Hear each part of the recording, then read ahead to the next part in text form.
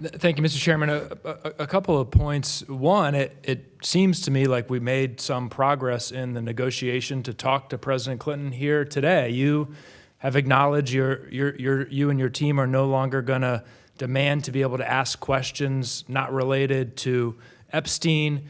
The Clintons have agreed to transcription of that conversation. So you could go to New York and talk to President Clinton on the date that you all set. That's ready to go. We've heard from Ms. Luna that it would be a bad look for you and the ranking member to have to drive to New York. They got airports there. You all could take a flight and go to New York and have the conversation. That would move our investigation forward.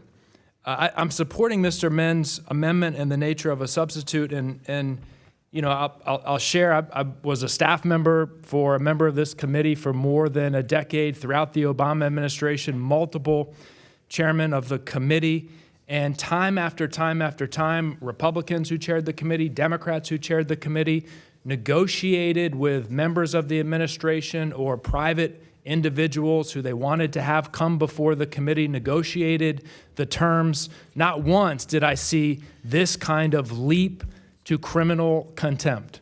It is not consistent with the way that this committee has operated. It is not necessary.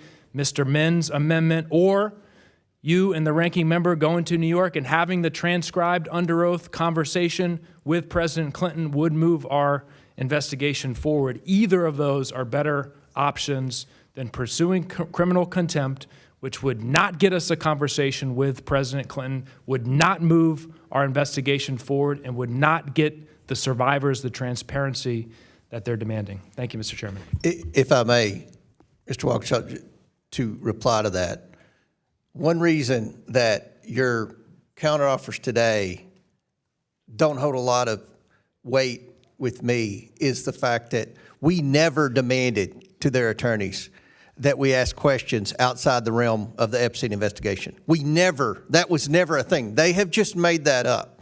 So their dishonesty, you know, we've already admitted one lie when they said this wasn't a lawful subpoena. That was in the letter from Bill Clinton and Hillary Clinton to me. They said this is not a lawful subpoena. It is a lawful subpoena. Does anybody disagree with that? It is a lawful subpoena. So, number two, we've never asked to ask questions outside of this. And I'll give you an example. When we were negotiating with Hunter Biden's attorneys, or judiciary was negotiating, we agreed when Hunter Biden came in to talk about the Biden influence peddling and the money that they were receiving from foreign countries, we wouldn't ask about the stuff on the laptop.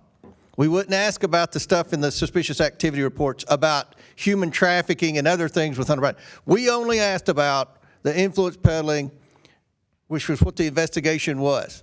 And it's been the same with the Clintons. So if their attorneys are trying to spin out with the media that we wanted to talk about Monica Lewinsky or anything else, that is not true.